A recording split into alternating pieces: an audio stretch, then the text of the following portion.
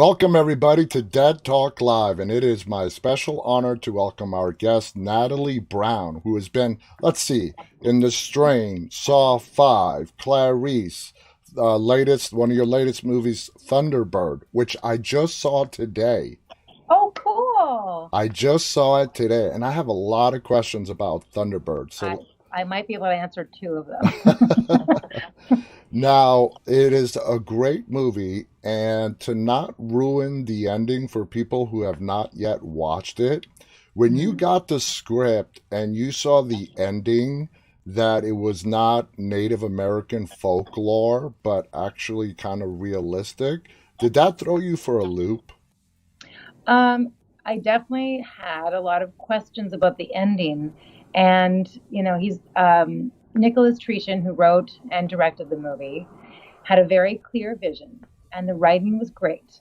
And he, said that he likes movies like Denis Villeneuve is one of his great inspirations, and Ridley Scott, and he said he likes movies that ask more questions but don't necessarily give you the answers. And I think for him, it can be whatever you want it to be, but it's a metaphor. So it definitely gives it a bit of a sci-fi feel, Yeah, um, more than just supernatural. But I think it's a metaphor. me too. I agree. To me, I would put it under drama, a little bit of crime, and sci-fi. It's a mixture Call of. it a supernatural crime drama, Exactly, exactly. officially. Yeah. Now, your character is a mystery, okay? You just show up. When you initially showed up in the movie, I thought you might be FBI because you're obviously not a local. You were Mhm. called in. So, how did you build a background for a character where we were given very little in background information about? How did you do it to prepare for the role? Well, he gives you, we know that she's recently reinstated. We know that she's made some mistakes in the past that had her suspended from the force. Um, and he gave me the backbone of the character, but really allowed me to flesh it out. And as much as Seymour's along for the ride in this story, like I feel like it's more Will's story. I'm there to live out my character, but I'm really I really wanted to inject the movie with a little more backstory. That was definitely my inclination too. And I found myself in the only time we see Seymour in her space is in a motel room. Yeah, And she's come from like a bigger city. It's like, she's Vancouver PD that's come to a small town to, bring her expertise and some resource to the area that is perhaps ill equipped to deal with this very real issue. Um, and all we see is what's on her end table. And we see that she's got the clipping that, she'd not worked within the framework of, the rules of engagement. And it got her into trouble. And so as much as she wants to play by the rules, I think that she knows that, you need some unorthodox tactics to get some answers outside of a system that's very broken. exactly. And I really wanted something more on my end table, whether it was like, you know, a niece or a girl or someone that even whether it was the last case I wasn't able to solve. And Nicholas was like, I don't want to spell out backstory. Like you can do what you want, but I don't necessarily want to like, you know, have it all laid out for the audience at the table. And I'm glad he fought me on it because from the very beginning he said, you'll not be wearing a leather jacket or a blazer over a tank top. This is not a TV detective. This is the Pacific Northwest. Yes, there's some inspiration from like shows that like The Killing that really have the Pacific Northwest as a backdrop. And, even now we've got Mayor of Easttown where, you've Hmm. got someone who's not interested in her appearance and, she's not wearing hair and makeup done. She's really just about being doggedly determined to solve a crime.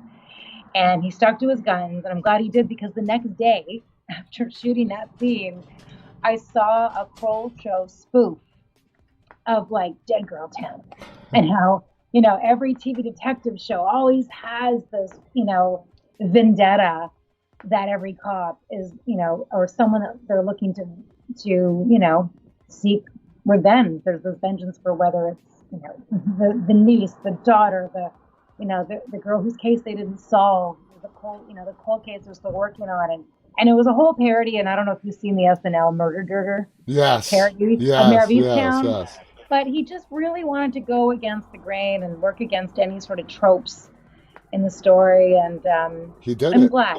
I'm It glad. worked out. It worked out. Yeah. Now, Thunderbird is a independent film.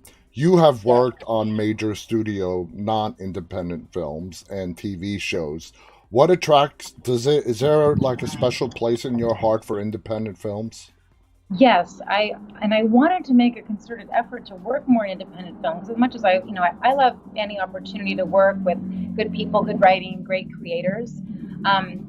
But there's something I really love about independent film, and I would do like whatever shorts that were available. I'd work on them for free because there's something I love about the manifestation process of a writer or director, something that came from their brain and being part of manifesting that vision. And there's something really communal about independent films because they don't have the budget. So I actually did a great independent feature out here in Newfoundland called Crown and Anchor, and it is a family crime drama without any supernatural elements. But it was written, directed, and starring all Newfoundland actors, musicians, scored to punk rock. And they said, we want to put what little budget we have on the screen. Is it okay if there's no trailers? There was hair and makeup, but it was like as soon as they were shooting, we'd have to turn the blow dryer off. And if you wanted to rest, you grab a roll of paper towel and just kind of crash out in the living room. And that's what I love, because my favorite part of this business is the people I get to work with. And the more communal and more family-like it can feel, the more I love it. And so Thunderbird was like that. Vancouver, where it was shot, was so busy that it was hard to find not only equipment but also crew. So a lot of the crew in this movie had just arrived from like a variety of different countries, and they all wanted to get a little experience working in the Vancouver film industry. And it's like, you've been a third AD, great, you're second D. And you've got some experience on set, great, now you're going to be a key of this department. And not to take away from the expertise, it just wasn't necessarily a lot of experience. It was a very young crew. And I love that because everyone was just doing their best, learning on the fly. When it came to some stunts, I learned what a hot swap was when there's no time to go back to like a dressing room. And there's no time or no budget for double outfits. So you just do the scene. The stunt person usually goes first. And then when it's all, hot and sweaty, you throw it on and you pick up where she left off. That And is it's, that's yeah, fascinating. That is it's absolutely stuff like that that fascinating. I love. It's like everyone throw their hats in the ring and let's do whatever it takes to tell the story. And I like that sense of community that I find on independent projects. Now, talking about new people, your main co-star, Colton Wilk, this is his first professional acting credit. Mm-hmm. What was it like working with Colton? You being very an experienced actor, coming up against somebody doing his first professional acting gig. Did he come to you for advice? Did you offer advice? What'd you think of him? Did you guys mesh? Well, like I was first approached by Michael Morrison, the producer, and Nicholas, and for me it always starts with the writing. I know this is one of the questions you had sent me about, like what's some of the best advice you've gotten, and if I could kind of sneak in this like tasty little caveat. One of my favorite bits of advice professionally was from David Bradley, Satrakian in the Strain, Yes. And and I also mean Walder Frey, and also Walden the Frey in Game of Gryffindor. Thrones, Oh Harry Potter. God, the guy is awesome. His resume is so illustrious. He couldn't be more down to earth. He's just. I want to be David Bradley when I grow up. I still won't be anywhere near as cool because he's one of the coolest men with the best stories. But some people were talking about negative experiences on set, or if you've ever worked with someone who was kind of difficult. And he's had the longest career, and he's had zero negative experiences. I'm like, wow, how can that be? Like, in all the things you've worked in over the years in so many countries, you've never worked with anyone that was a bit, difficult or not had a good experience. And he said, I follow the writing. I Wow. always follow the writing, and it never disappoints because you always end up working with people that are there for the same reasons. Wow. And for varying budgets, of course, but if you do things just for like the paycheck, you might have some people that aren't necessarily um Into you the know project as much yeah, as yes. Yeah. Yes. And so back to your question, I just love Nicholas's writing. And if the writing is good and the story is intriguing, even if I don't understand it all, I want to be part of that journey. But I thought I have one question. Your lead actor is ungoogleable. And I've never met any person, regardless of industry, that is somehow not on the internet, Facebook, something. And when I met Colton, it's because he spent a lot of time out at sea on a fishing boat called Ocean Twilight. Just yeah, And just like the there's this, movie. just like the movie, and there's this great story about, he was diving off the coast of Alaska. He was, I think, leading some dive expeditions, and there were some people that saw that he was screenwriting, working on writing his first script, and wanted to get involved, and they launched Ocean Twilight Pictures. This is at least how I remember the story, and brought Nicholas on to sort of, tweak the script and make it his own and direct it. And he'd been sort of having the story in his mind for a long time. He'd been working on it for a while, so had Nicholas. So even though it might have been his first professional acting experience, he'd gone to acting school. He was studying out in Victoria, and was really keen on being a part of like movie making. He wanted to write, he wanted to act, and again, it's just that energy of people that are just really eager And to you do a great guys job. And and you guys meshed so well. Your character and his character meshed so well, like a big sister little brother type of relationship. exactly, and I think that's, it's a really nice relationship to play, where we were unlikely allies. Yeah. But After there you was a knocked him on kinship. his ass in the first scene, but yeah. Of course, let it be clear who's boss. I don't want to make the same mistakes again. Exactly. But he's got his ear to the ground, and he's got access to things and people that the police just don't. And I think that's kind of key sometimes to solving these crimes, is not just trying to do something through a system. You need to play by certain rules and protocols, of course, but you have to think in some unorthodox ways. And he had that access, and also having lost his parents and now losing his sister, I was a surrogate sister, mom, parent um, person, I think, to him. So yeah, I really thought the relationship with the movie was unique. Not something you see on screen a lot. Now, how about the Native Americans, First Americans, the indigenous people? Were they brought on from outside, or were they locals that were Oh, actors and willing to do the movie? 100% local. Like, they had already brought the story to the Coast Salish people, and didn't want to do it without their input, without their consulting, without their blessing, without their involvement. Um, so we had, elders, hereditary chiefs, Latash, his daughter, his family, that were part of the Coquito tribe, up just north of Vancouver.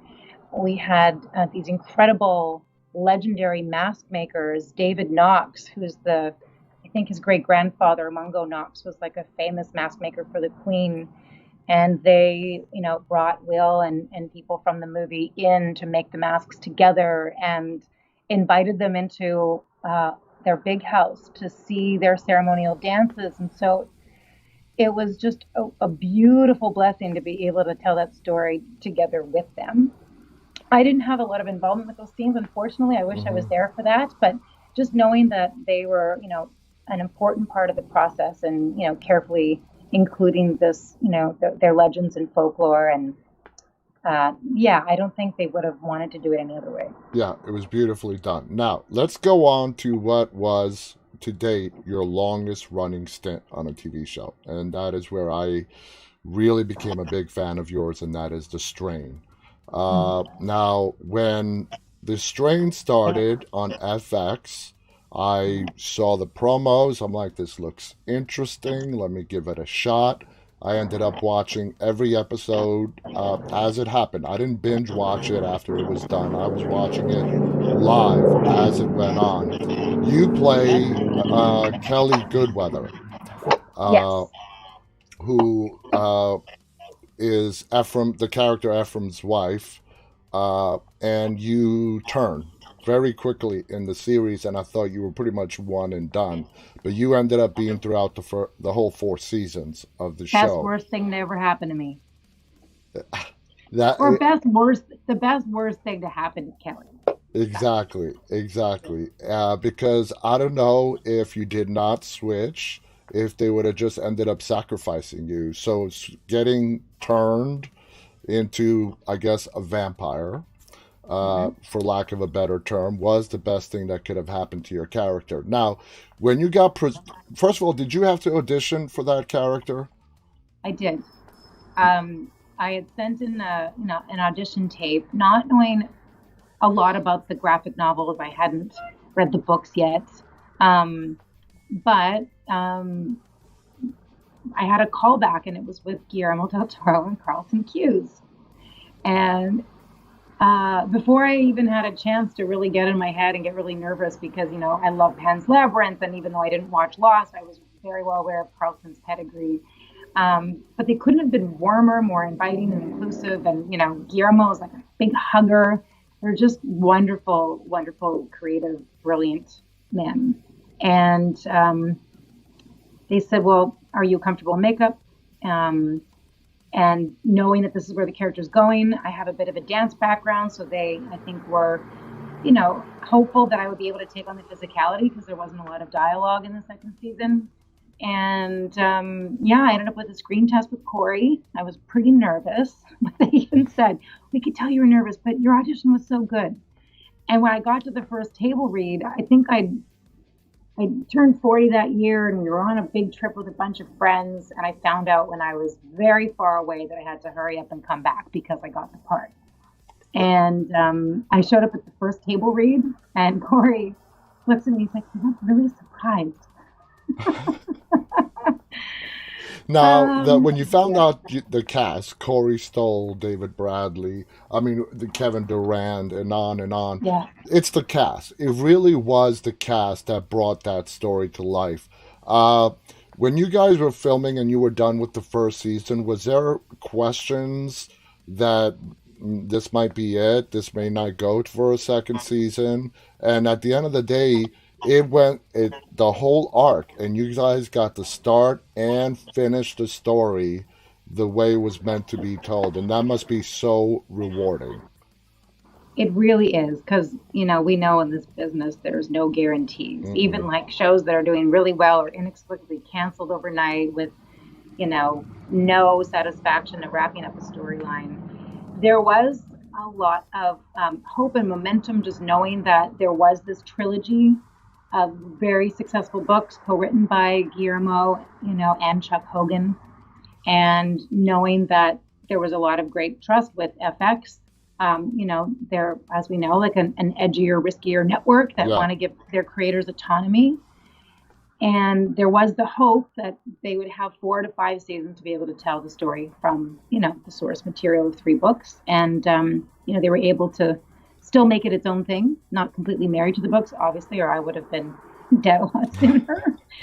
Not necessarily dead, but a lot deader than what I was able to play. Yeah. And so, yeah, now in retrospect, we're, just more fortunate as time goes on to like you said, to be able to do 4 complete seasons. And that show had a big following, a big cult following, and I think that's definitely what propelled it.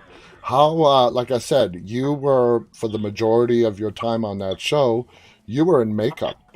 You were a vampire. How long did you have to spend every day sitting in that makeup chair getting all done up? I was one of the more high maintenance vamps. I was 4.5 hours in the makeup chair. Um, I think Quinlan was a close second, Yeah. but yeah, 4.5 hours. I didn't necessarily have to do that every day. I would often only have to, I'd have a few scenes in not every episode, half the episodes. And so I would normally work 2 to 3 days a week, which was about all my skin could actually handle. I think Rupert one time after working 3 days straight was like, dermatologically speaking, we need to break it up. And I still loved it though. The makeup is they're such geniuses, the makeup artists that worked on this. Colin Penman and Yantha Goldberg and Steve Newbern, who created the look of the vamps for Guillermo, and he's worked with them on, Crimson Peak and Pacific Rim. Sorry, I'm moving around a little bit. No, that's fine. Um, and it made it so easy to get into character. I mean, and I talk a lot, so I would normally talk through the whole makeup process. And, I take one look in the mirror and be like, okay, well, there she is. And then the feelers that came in to play in the third season, I mean, they did all the dirty work. My God, they were such talented little acrobats and dancers that I really just had to like hit my mark and, say a few things from Kelly's limited emotional palette. And they, gave me a little more leverage. I remember Carlton saying, the palette's added a couple of more shades, but it's still sort of limited and singular in your attention. You want to eat Zach, but you can't. Exactly. But you've got access to some of your old personality. And so I think season 3, I was able to go back to looking like Kelly, which was a nice break, but actually more challenging to do without the makeup I found. Yeah, yeah, that's when they actually, well, the master did that on purpose to get at, Corey's character and get to your son and get Mm-hmm. inside and use you as bait. That's reason why he kept you alive. You were very useful to Yeah. him. So yeah, in the latter seasons, they did dress you up less in the makeup where you have lost your hair and, you were just totally vampire-ish and started to look more like your old self to lure your son away and you did succeed. You And I did. was dressed by Eichhorst, so it was like soccer mom in the bunny shirt, the I old fashioned German. oh man, Icor's talk about an evil character, but so brilliantly played. So good. The brilliant Richard Samuel. I was so excited to be able to get to work with him almost exclusively. I mean, of course, there was, so many times when I was like, God, I wish I could be part of the Get Along Gang, the motley crew with like, I mean, Satrakian and Fett and Dutch. I never actually had any scenes with them, and yet we all got along so well. I said, they're my favorite actors I've never worked with. That's true. There's not Yeah. any scenes with you guys. It's kind No. of hard to realize that, but there really isn't. Do you Mm-mm. like how the strain wrapped up? I do. I like how they wrapped up the story. Good. Why did you like it? I liked it because it might be, a typical trope. The good triumphs over evil. The nuclear Hmm. weapon goes off. They do get rid of the master. And of course, this was not where, as opposed to like a zombie virus where you have to kill each and every zombie. Here, if you took out the master, they're all useless. All It's the like taking out the queen bee. Exactly. Once you take Yeah. out the queen bee, the others are just worthless. They don't know what to do. He was commanding them the whole time. And the way Mm. he went out with the nuclear explosion underground in Manhattan and the way it was wrapped up, I think it gave the whole story good closure. Uh, Quick question. Where did you guys shoot the strain? Toronto, my Toronto. hometown. Okay. Okay. They did Yeah. they did a pretty good job. You didn't do any exterior shots in New York City? I think there was just a small handful where Icorst had some scenes with the Statue of Liberty, and so I do know that Richard, I think, had to go to New York for a few, but maybe once or twice throughout the whole scene. Like Toronto was very adept Oh yeah. at becoming a lot of different cities, and Guillermo lives there part time at least. He loves the crews in Toronto. He's made most of his films there. Um, he's got Nightmare Alley coming out that he just wrapped shooting, and like Crimson Peak, Pacific Rim. Yeah, he loves Toronto. Okay. All right. We have a lot. You've been so much. We have a lot of projects to cover. Let's move on to your 2 episodes on Clarice. Okay. Luann Felker. You were in a coma. You were in a bed. You were the twin sister to the very evil Marilyn Felker. But what was it like being on the set with Rebecca Breeds, Michael Cudlitz, Of amazing yours. cast? I saw you Yes, had Michael on yes. the Michael show. Cudlitz is, yeah, he was a guest of mine. He was one of my first ever guests, to be honest. Really? Yeah, yeah. Michael is Such a great guy. Such awesome. a like wonderful actor with like a beautiful commanding presence, but like so genuine. Even when he arrested me, I didn't mind. And when I saw him, like playing Paul Krendler on Clarice, from knowing him all those years, I've known Michael since he was Shannon Doherty's date in 90210 was prom. Okay? That's how long I've known Michael. And I actually teased him about that in the interview that I did with him. I'm like, you were Shannon Doherty's date in 90210. Uh, Can't but get nothing by you. he just going from like a character on The Walking Dead like Abraham to Paul Krendler just shows the acting chops that Yep. Michael Cudlitz has. Yes. Yeah, Uh, indeed. he And it, Rebecca Breeds as well. I mean, you close your eyes and you think you're in a room with Clarice Starling. exactly, And she exactly. really made it her own. I mean, she has a very musical ear, a complete knack for the Virginian accent. Is just a wonderkind and so just sweet. I mean, you never know we were filming such dark material because in between scenes, she was, even as I tortured her and stabbed her with needle after needle after needle, we'd have this great time between every take. Also, we were filming through the pandemic, which was really uniquely challenging. We were very lucky that the film industry was allowed to continue by, testing 3 to 4 times a week and very, very careful on set where all the crew were double masked with goggles. The actors were tested, like I said, multiple times, but you couldn't really move around on set. It was just the actors had to stay in one room. And Jermaine Davis, who was one of the producers, was wonderful. And Chloe Dumont, who directed us from another room with goggles and a mask and yet still able to, convey our intentions and tell a great story. And it was a tall order for me. Marilyn was not an easy character, but I had a ton of fun. Yeah, you could tell Marilyn was not a bad person. She was tortured. She was trapped between a rock and a hard place. She loved her Yeah. sister. She would have done anything she could for her sister. Yeah. And she had these bad group of people who now we know who they are. And there was that moment where Clarice did reach you, but something snapped. She said something wrong, and when you were cornered at the end, you just took yourself out. Because why do you think, in your opinion, Marilyn killed herself? Why would you say? I mean, she obviously had no way out. She was going to go into custody if she did not do it. Hmm. Was it because she feared the consequences from the bad people worse than what the FBI was going to give her?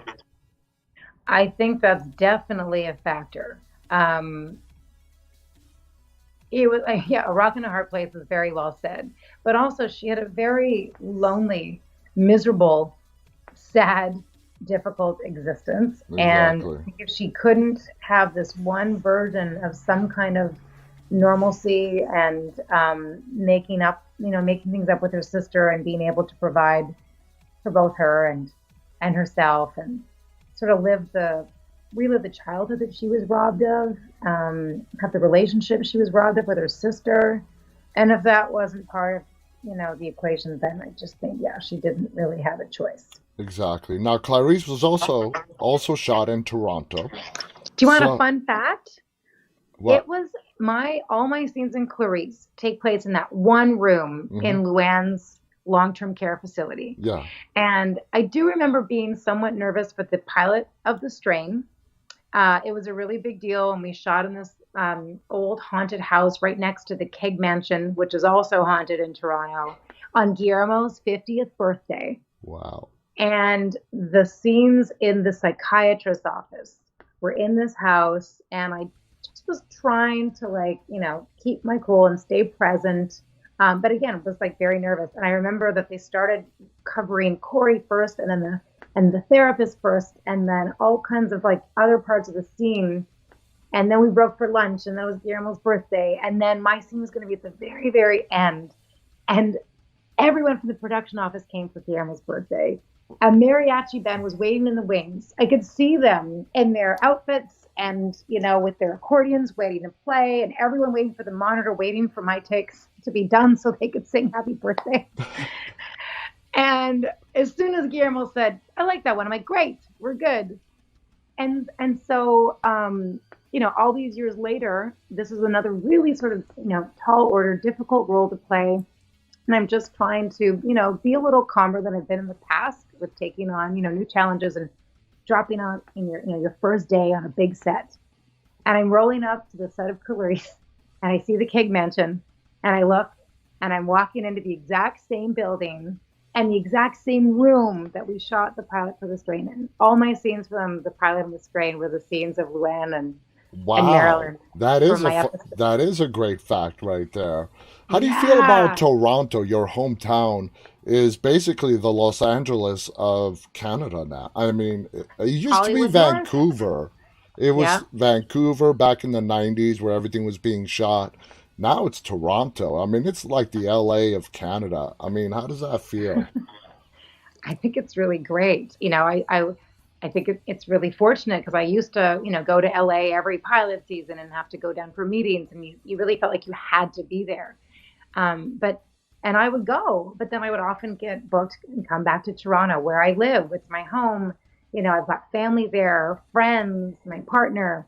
And so I would sometimes feel kind of guilty where all the people from the strain were from, Germany, France, England, the States. And it was hard for them to be away from their families. And I, got to sleep in my own bed and be close to everyone. And I just felt really lucky in Toronto. Yeah, it's a great city. The crews are fantastic. That's why so much production comes. It's not just the tax credits. That definitely helps attract people to Canada, but it's the quality of the crews. It's incredible. So, the fact that, like I said, Guillermo trusts the crews, the artists, the city, its people, its talent, its actors.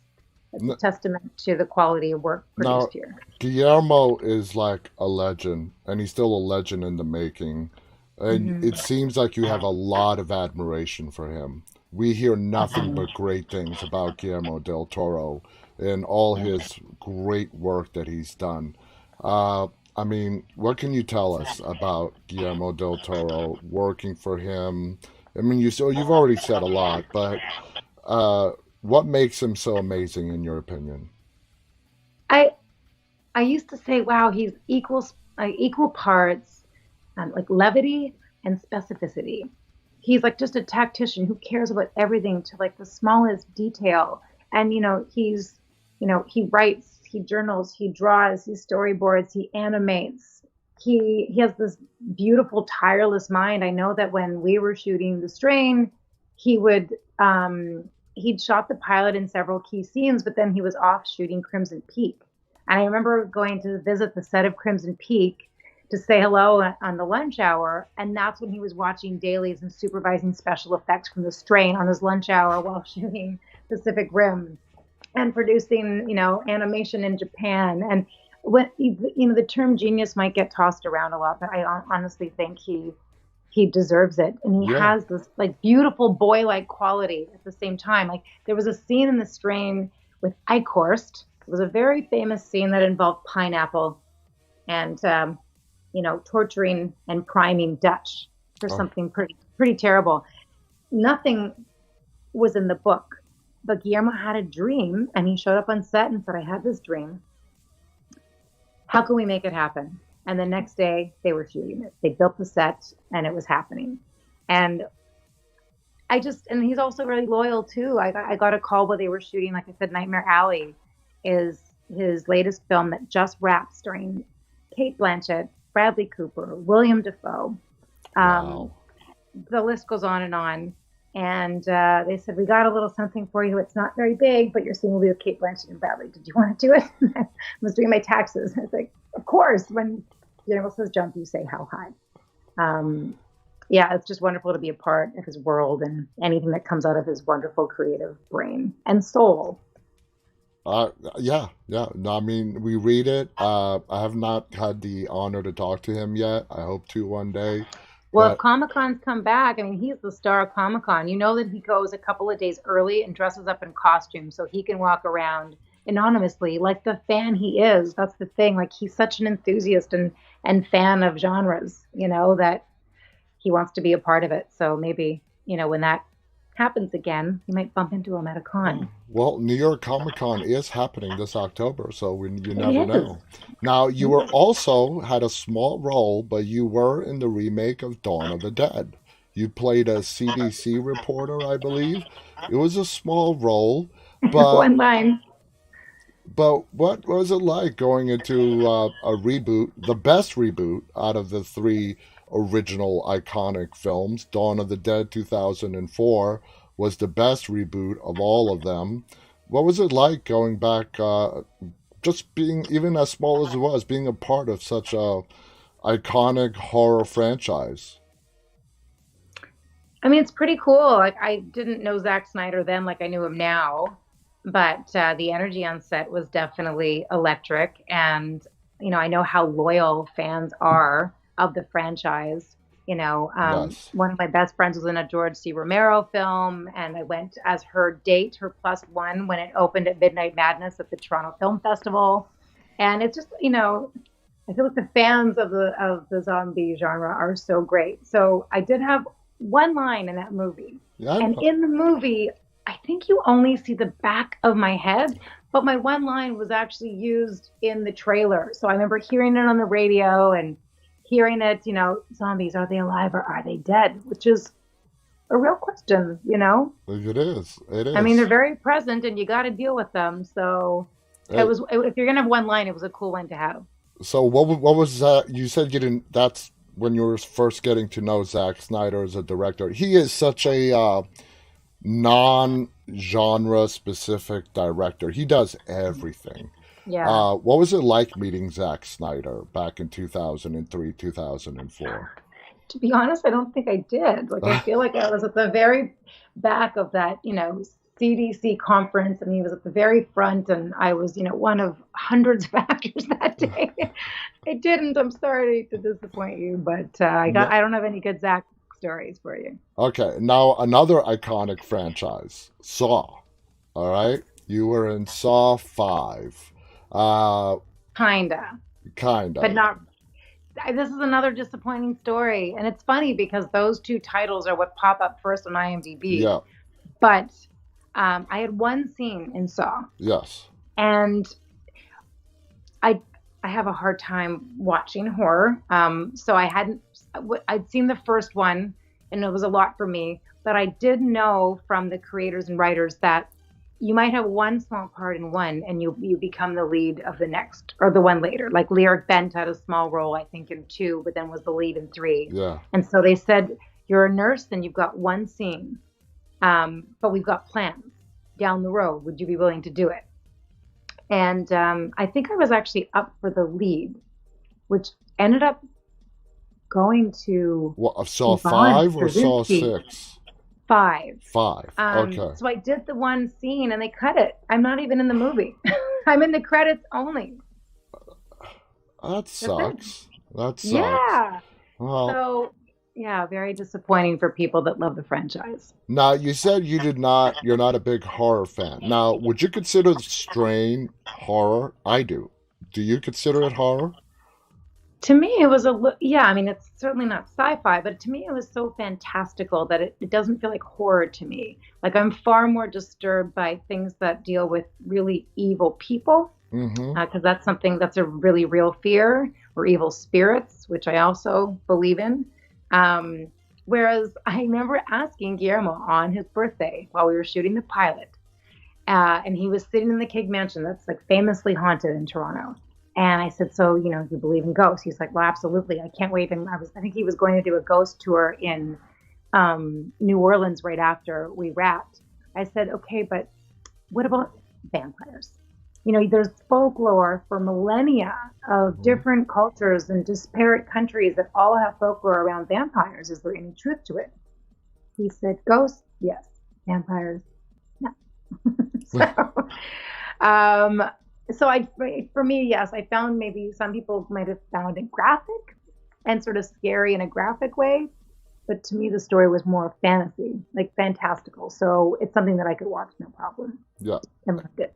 And Guillermo, like I said, we talked about, he's done so many different things, but he did carve he does have a niche in the horror industry. Oh, He's yes. he's very well known in the horror industry. Looking at, you brought up IMDb, and looking at your IMDb credits, you have been very busy during and sort of now as we're hopefully coming to the end of this COVID thing. You have been very active, very busy. Uh, what do you attribute that to? Whereas, you've been in a bunch of stuff that came out last year in 2019, in 2021. You were in Clarice. You have another movie that's in post production, The Breach. What, Oh, you're gonna love that. The what? Breach is directed by Rodrigo Godino, who is the editor in chief of Rue Morgue magazine, Oh, and which I wouldn't know. I certainly am not reading a lot of horror literature and didn't know, but Guillermo was a fan of Rue Morgue magazine, and he knew of and liked the first female editor of Rue Morgue magazine is Jovanka Vukovic, okay. and he executive produced her first short film. Ooh, I believe it was called The Bird or Little Bird or something. And then she approached me to be an XX, which was going to be the first all-female horror anthology, which ended up premiering at Sundance. And it was like 4 vignettes with four. They were all written, directed, produced, and starring women, which was incredible because she said it's typically a male-dominant genre, and she's set out to change that. yes. And so it was because, Guillermo's support with her first film, and she, I think, liked me from the strain so that I got to be a part of that, which was pretty incredible. And she gave me books on the psychology of horror. She's written books on the genre. And so the fact that I keep getting these opportunities to work in it, I think there's a lot to be gained from facing your fears, which is actually a theme of the movie Thunderbird. It's about facing what scares you. Your And demons. so your demons, facing your demons. I was like plagued by a recurring nightmare when I was young, and I still have nightmares to this day, which is why I don't get a thrill from watching horror. I spend most of my time trying to avoid it. But The Breach is directed by Rodrigo, who's a good friend of Guillermo's, and like I said, comes from his magazine that has a lot of fans. And working with him, it's like The Breach is a psychological horror, kind of a quantum, a horror that sort of takes place in the quantum realm. Fascinating script. I shot it in the pandemic with Alan Hocko as the lead.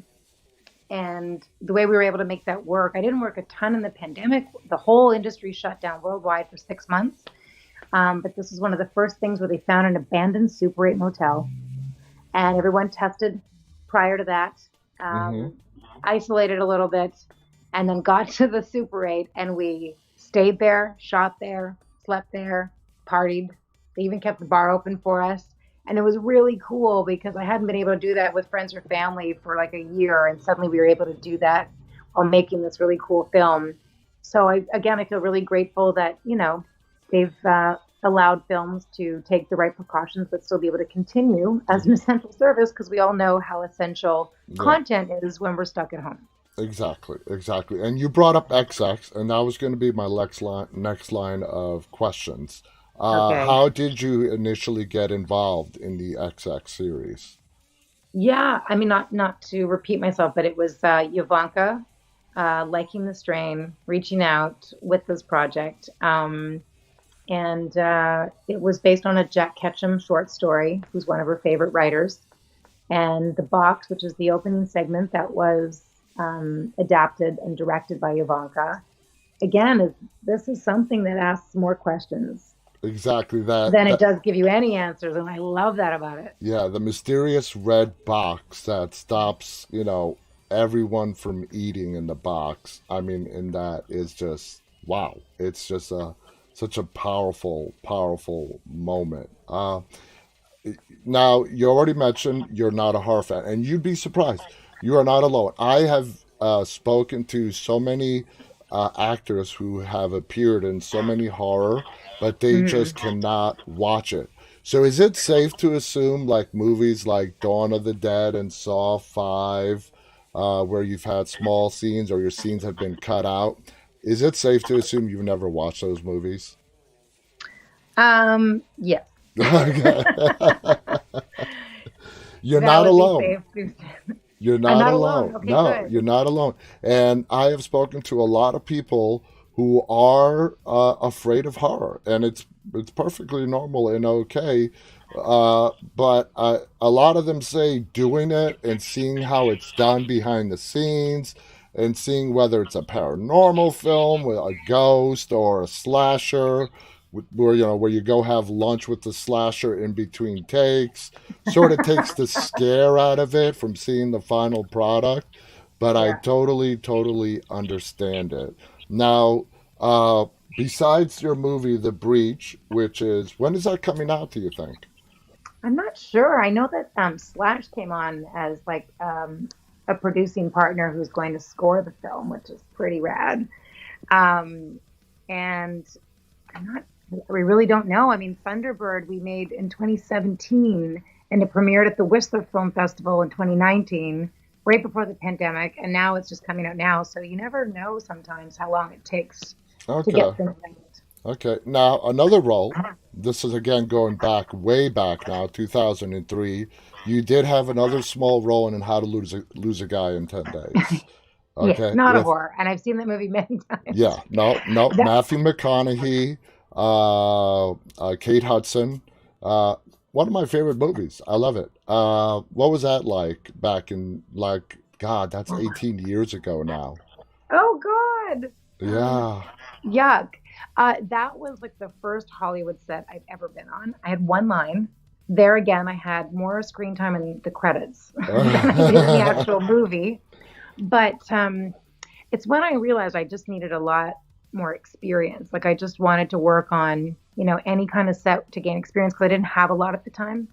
And I remember, this was back when you can smoke inside. So Kate Hudson was smoking inside, and Matthew McConaughey had these like kind of vocal warm ups he would do before a scene. And those vocal warm ups that he does ended up in The Wolf of Wall Street. I remember seeing that film and him and Leo in this scene, and he's kind of doing this thing, beating his chest, and then he gets Leo to start doing it. I thought, I wonder if that was just kind of improvised and they shot it, but then it became this huge scene at the end where the whole office is sort of doing this like Yeah, yeah. vocal thing.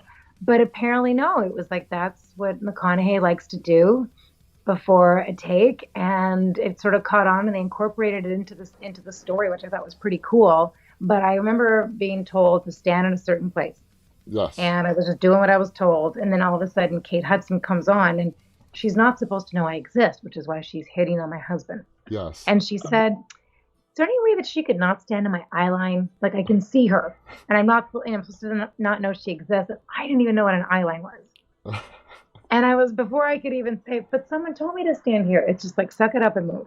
Yeah, You know, yeah. the show's got to go on. So that was a really good lesson to really pay attention and every experience is a good experience, whether it's one line or no lines. It all Exactly, helps. exactly. Everything is a learning experience. Now, take Yeah. us back. How did you get into acting? Did you know from a young age this is what you wanted to do? Did you get your start in theater? A lot of actors get their start in theater, move on to TV and films. How did it work out for you?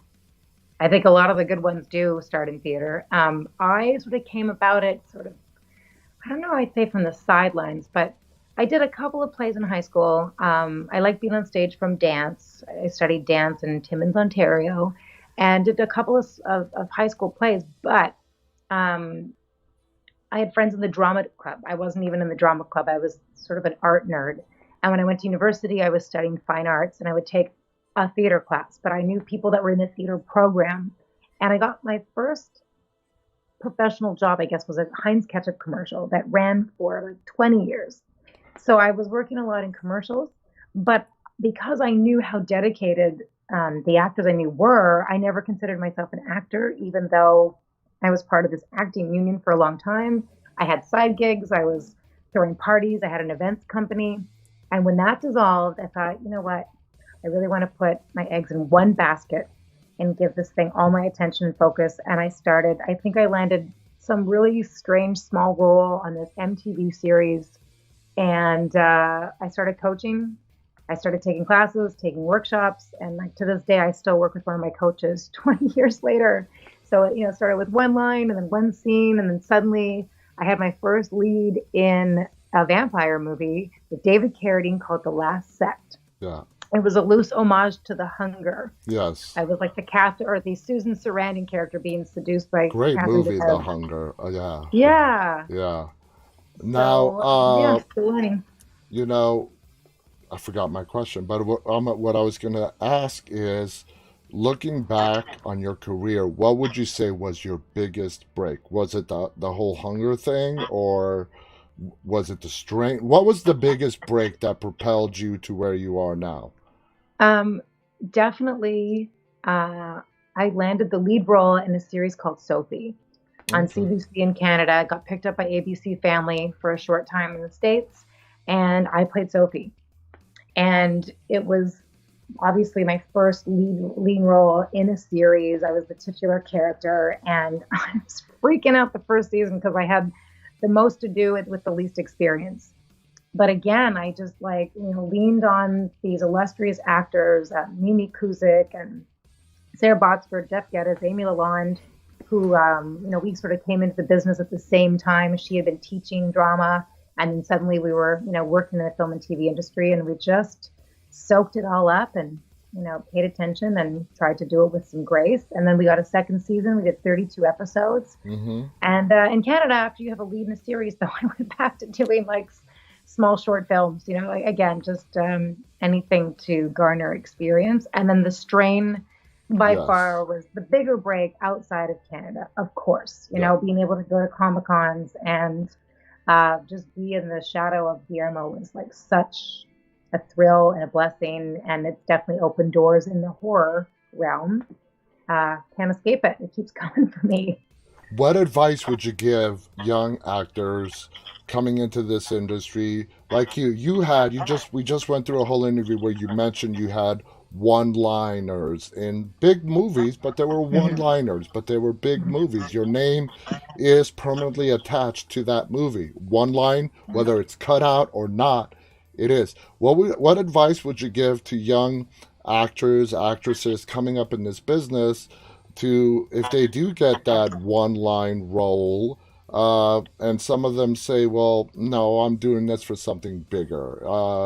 I mean, to me, that would be ridiculous. I would say you start out taking the job, get your name out there, right?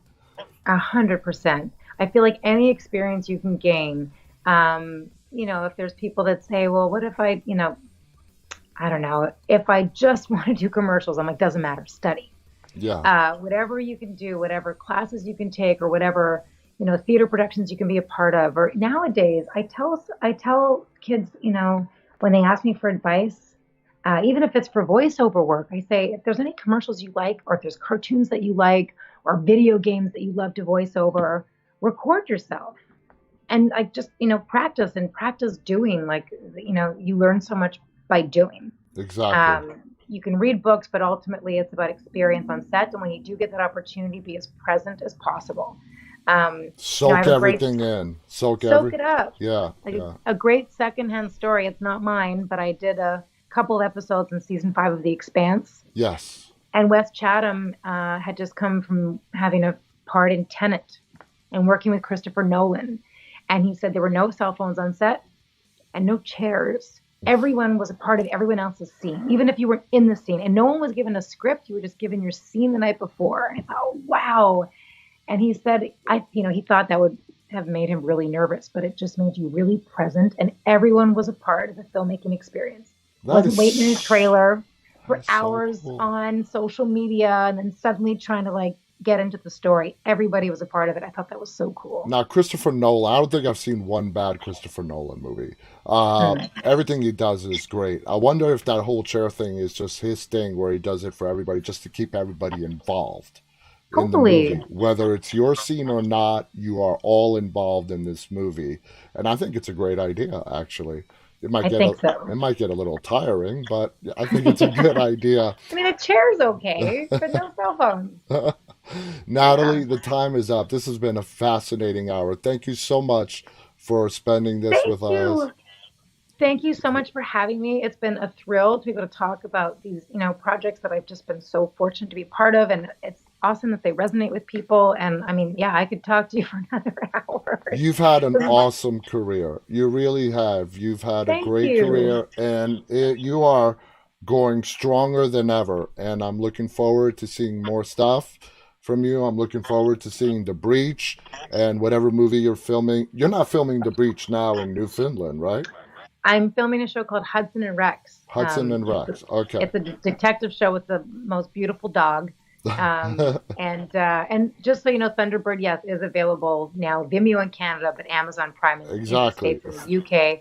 And thank you for reminding me, because sometimes, it is a tough business where you don't work there are droughts, but you got to stay busy and keep the faith and like, You've been very. chatting with people like you and staying enthusiastic about, the work and the industry and, whatever drives you and, keeps your creative juices flowing. Absolutely. Yes, guys. Thunderbird is available on Amazon Prime only.